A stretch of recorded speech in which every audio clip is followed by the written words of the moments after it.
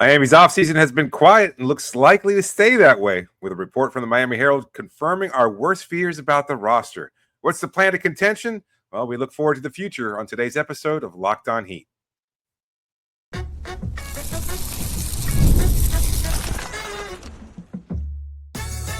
You are Locked On Heat, your daily Miami Heat podcast, part of the Locked On Podcast Network, your team every day. All right, welcome to Locked On Heat, your daily podcast on the Miami Heat, whether you're tuning in on YouTube or on your favorite podcast app. Thanks for making Locked On Heat your first listen every day. I'm Wes Goldberg here with David Ramil. Both of us are credentialed Heat media members who cover this team every day. For daily content on the Heat, click that subscribe button on YouTube. Make sure you're following us on your podcast app. Today's episode is brought to you by Monarch Money. Take control of your finances with Monarch Money. Use the code LOCKEDONNBA at monarchmoney.com for 50% off your first year. Have a jam-packed show for you today, and by jam-packed, I mean jam-packed. We have a ton of insight on Miami's plan for Andrew Wiggins, Terry Rozier, LeBron James, Damian Lillard. We're going to get to all of that here in a second. But first, David, we have a plan. Finally, Barry Jackson of the Miami Herald got in touch with his Heat sources and laid out the plan for frustrated Heat fans. There's a ton to get into, but let's start with the biggest theme here. I'm just going to read this excerpt straight from Barry Jackson's piece in the Miami Herald. Quote, according to people with direct knowledge, Miami's intention is to, quote, let our young guys show what they can do, end quote, and see what this team looks like, with Eric Spoelstra having a full training camp, with the Jimmy Butler distraction in the rearview mirror, and with first-round pick Kasparas Giacochonis added to a core of young players that the organization believes has high upside, end quote. So, David, you've been saying all offseason, they need to swing for a star player. Nothing matters if they don't have the star player at the very top. This is the plan, though. Are you okay with it? Absolutely not. Absolutely not. It's like I said before, I think it's the worst fears of the fan base coming to light here, because they've absolutely just put themselves in a corner where they can't make changes to the roster. You talked about it before, the deal for Jimmy Butler, not only the timing of it, but what they got back in return has shown that Miami lost the trade completely. And so now you're kind of in this stuck position where you have no star, you have no way of getting out of the current position that you're in. And you kind of just have to accept the reality of, well, we have these players that are mostly middling.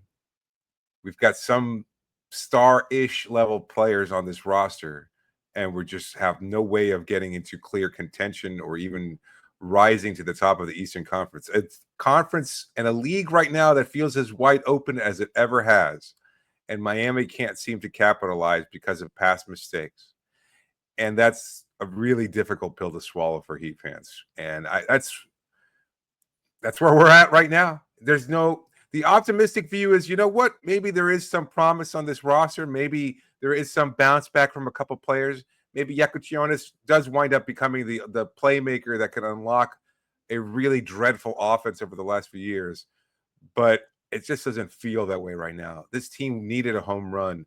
There's indifference and apathy about this group, and that doesn't seem likely to change.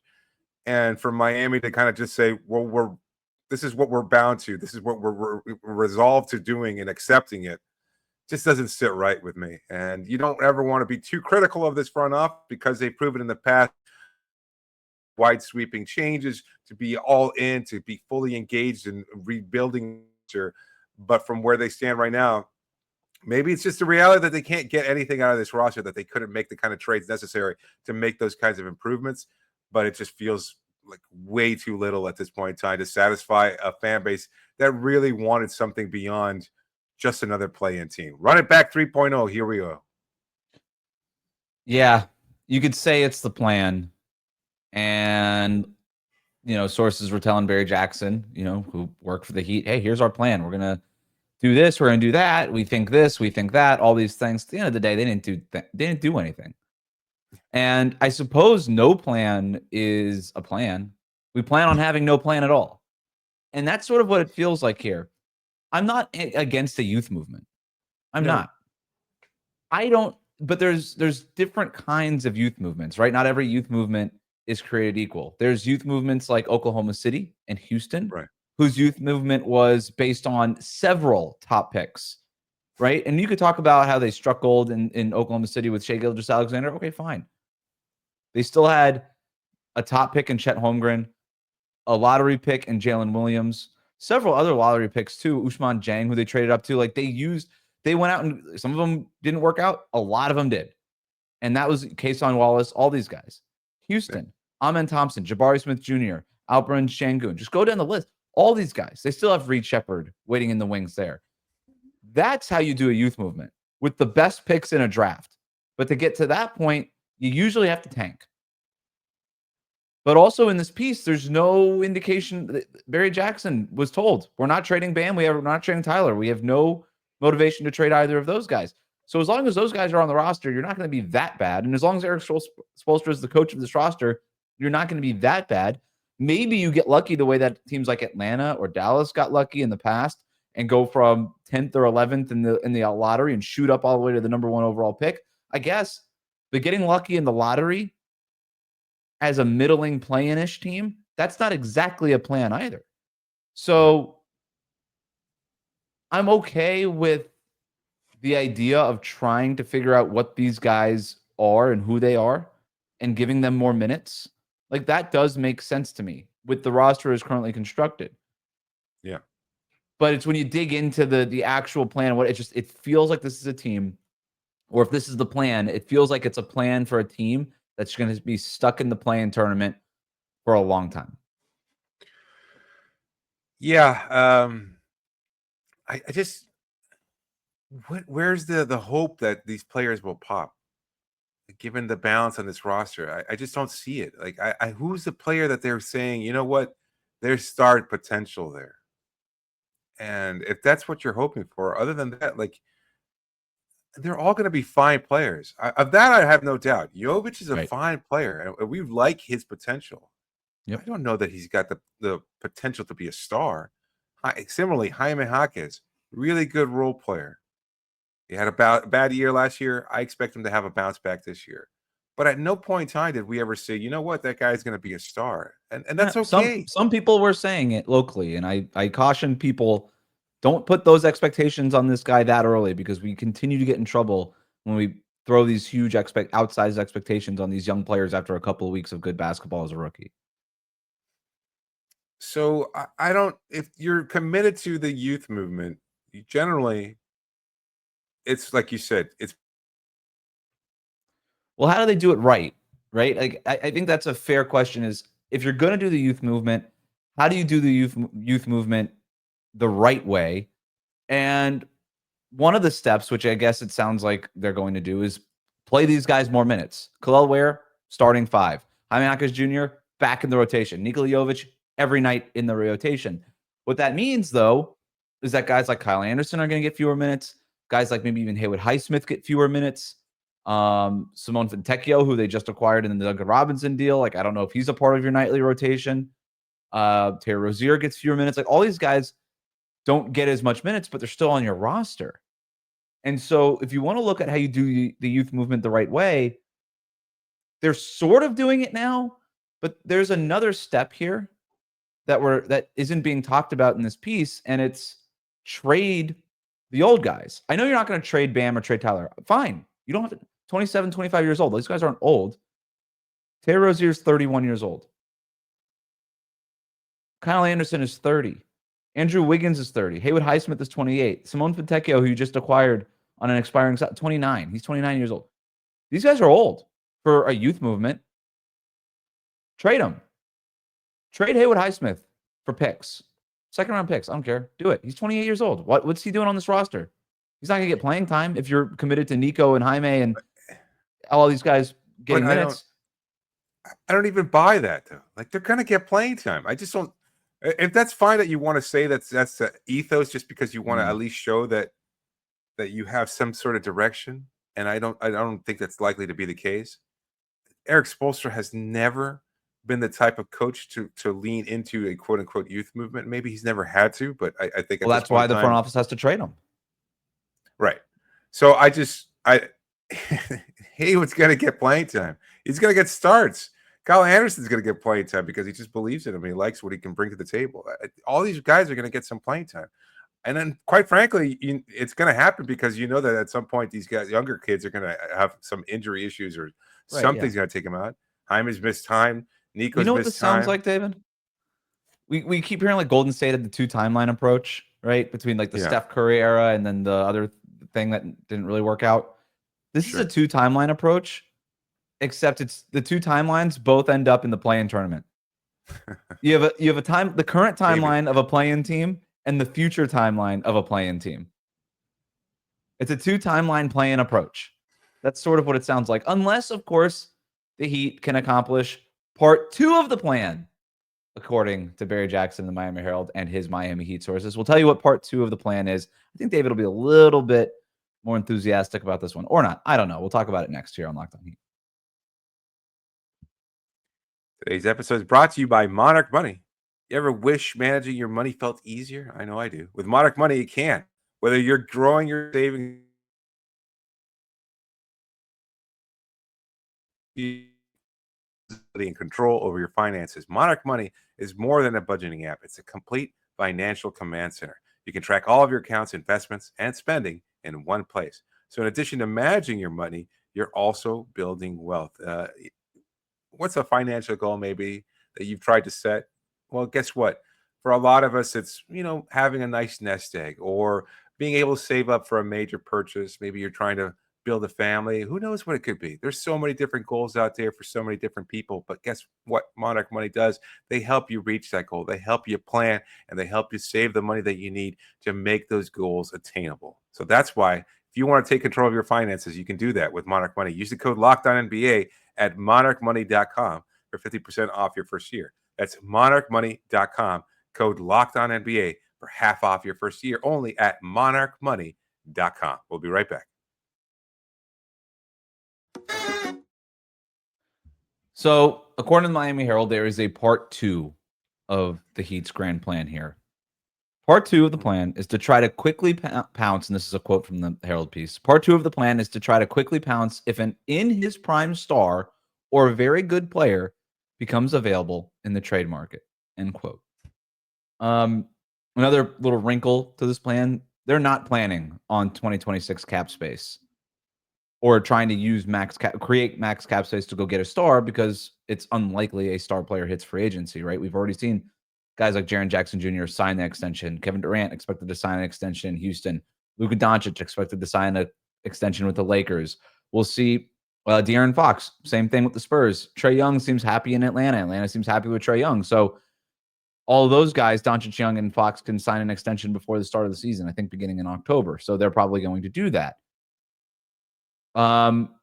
So when I read this, with the first part of the plan, go into the youth movement, develop these guys, etc., and I read this part 2 of the plan is to quickly pounce on an in his prime star, a very good player.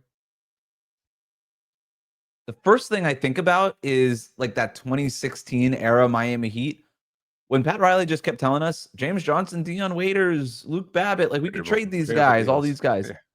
That's what this feels like, but in a slightly different, a slightly different variation of it. That's, I think, what the ultimate plan is. Let's develop these guys. Let's make them into desirable assets. And then when we can get an in his prime star, so not Kevin Durant, who's not in his prime anymore, not LeBron James, right? In his prime star is doing a lot of work here. But if we can go get that guy, and we've developed some of these pieces into a desirable assets, maybe we better our chances of actually landing one of these stars. Yeah, no, I think the comparison in 2016 is an apt one. But I love also the caveat in his prime star, or maybe just a very good player. Like, what is that? I'm glad you brought that up. That's doing a lot of work in there, isn't it? It's like, we go after whales, or sometimes dolphins, or whatever, bigger fish. It could be just a large tuna. Just again, it feels like a plan that's not really a plan. It's just we kind of fell into this situation. We recognize it. We had a hope that we could acquire the star and Durant, but we didn't want to go all in acquiring said star, and no other stars become available. Barry also writes that Giannis might be that star that they're targeting. And that's the obvious that's one. fine. that seems like there's enough kind of smoke gathering around that particular situation where you could say, let's go all in and try to acquire Giannis. And for that kind of player, they would. But one, I don't know that they're going to be able, and Barry writes this as well, that they might have enough assets to outbid other teams that would go all in for Giannis as well. And if Giannis has any say in terms of what situation he would be put into or what team he would get traded to, I don't know what Miami, depleted of whatever assets they have, would be a palatable choice for him either. So it's like we want a star, but we're not so sure that a star wants us, despite being Miami and despite being what we've been in the past. So it's just, again, a plan that doesn't really feel like it has much substance to it, and yet they're kind of resigned to doing this because what other choice do you have? I'm not sure how it's different than the plan that they used to have during the Jimmy Butler era, right? Where let's wait for somebody else's star to want to come here. And that's sort of what it feels like now. I guess the difference, the Heat would push back and say, well, the difference now is that we have young players that these teams would want. We're strictly focused on in their prime stars, which is a little bit different than what we were looking at even during the Jimmy Butler era. We have draft picks now that we didn't necessarily have. We're not really interested in trading draft picks anymore the way that we were interested in trading draft picks for guys like Terry Rozier or Kyle Lowry or whatever it was during the Jimmy Butler era. That would be the pushback, and that's a fair one to have. It doesn't feel like it's quite enough. It still feels like somebody else's star is our plan to get a star. And that's a tough spot to be in. But that's where I think the very good player thing comes in. If you can get a player on the cusp, potentially, that can turn into a star. Sure. And that's not, we've talked about like the Tyrese Halliburton, Shai Gilgeous-Alexander examples. Those are extremes. But if you can get, I'm trying to think of a better example, but if you can get somebody that's a little bit more proven, but maybe isn't a bona fide superstar, a Pascal Siakam type, but maybe like a little bit younger, who you could bring into your organization and be like, okay, cool. We have 2 all-NBA type players now with Bam Adebayo and this other guy. Maybe that's an option. To me, I don't know. Like, that builds a nice, fun team. It doesn't build a contender. It doesn't build a championship team. And that's the part I'm struggling with here. And we've heard Eric Spoelstra, by the way, talk about these young players and talk about them and say, these guys are 4, 5, 6 years away, 7 years away in some of these cases. I don't know that the Heat have that kind of appetite. And I'm not just talking about 80-year-old Pat Riley. I'm talking about Eric Spoelstra, who does not like losing basketball games. I don't know what the appetite is for that. Yeah, or Bam at 27 years old. Exactly. That's a legit concern. I know that Miami fans tend to have this hubris, and maybe the organization tends to have a little bit in terms of, well, stars don't generally want to leave us. And I get that. Maybe that's been the case in the past. But for a guy like Bam, who wants to be competitive and does have the goal of becoming a Hall of Fame level player and achieving those individual and team accolades, like the path to a championship doesn't seem very likely in Miami for quite some time, obviously. And so at what point does he become disgruntled and become like all the other players? Like, again, if Miami's plan is hope for a star level player to become disgruntled so that Miami can force a trade and maybe acquire said player, that's great. But you got to start looking inwards, because that might be the situation brewing within that locker room within a matter of years. I don't know how much longer Bam is going to be like, you know what? Yeah, I'm fine being a 40-ish win team. And that might be on the upper end of the spectrum. Like, that might be the best case scenario, is that they wind up winning 40-something games. It just feels a little too bleak at confirmation. And you and I have talked about this potential before. I guess maybe we were optimistic that they would make some kind of a swing, or that something was brewing, but to hear this kind of confirmation from Barry about what we had suspected might be the case, it kind of feels a little dark right now. It's hard to see the light at the end of the tunnel, especially when you're saying, no. Right. This tunnel feels pretty good. I could put a little plant here in the corner, still feels maybe like a nightstand. You combine everything that we've talked about with the plan. It's different in the aesthetics. It's different in that Jimmy Butler is no longer here, and that this team doesn't have that carrot of just wait for playoff Jimmy and we're going to make another run and all this stuff. They don't have that carrot anymore.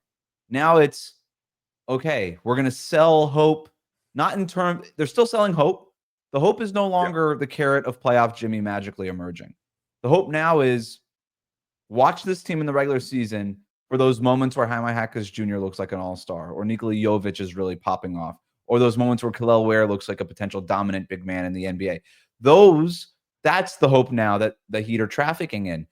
Other than that, it's still hey, every time a star becomes disgruntled or possibly available, Heat fans are going to talk about, can we get this star? Is this star the right fit? Is this the right fit next to Bam Adebayo? All of this stuff. All the stuff that we've been doing over the last several seasons, we're still going to be doing that. And you think about in his prime star or very good player in his prime that could become available, Darius Garland, Trae Young, LaMelo Ball, John Morant, De'Aaron Fox, Larry Markkinen, Zion Williamson, Anthony Edwards, Jaylen Brown, all the names that we've been talking about for the last 2 years. It's all the same names. And it's not to say that one of those names won't shake loose and Miami can't get their hands on them. I get it. To me, the plan is for 1 year, just do it. Take your lumps, eat your vegetables. Post Jimmy Butler era, you screwed up the end of it. You gotta just take your lumps now, and it's gonna be for a year. And for Heat fans that thought it was gonna be a half a season, nope, it's gonna be for another full season. And then in 2026, hopefully something else shakes loose and Miami's able to pounce on something that happens. And that's the plan right now. And it's not, to your point, David, super inspiring. We did get some other notes here in terms of some other particulars in terms of what Miami is thinking now, including how aggressive they plan to be in potentially acquiring Jonathan Kuminga, who would fit into a youth movement. We'll talk about that next here on Locked On Heat.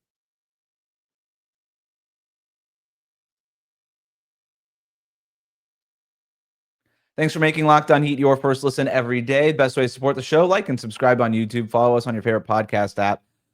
If you're watching on YouTube, hit that subscribe button now. We're almost at 17,000 subscribers, so we appreciate the subscription and the follow. Some other notes from Barry's piece here. The Heat did try to get Kevin Durant, decided not to give up a half dozen assets because the window to win with Durant would have been too narrow. The quote from his piece, multiple sources said the Heat never thought it was close to landing Durant, end quote. That's a little disheartening considering what was being sold to us, but it also speaks to why I think this piece came out now, because after not getting Durant, there is a substantial part of the Heat fan base that's very upset with this team. Disheartened. Damage control. It's damage control, right? Like this is the ultimate damage control piece. Something that the Heat don't typically do. We'll usually see this about once a year, and this is it, I think. Yeah,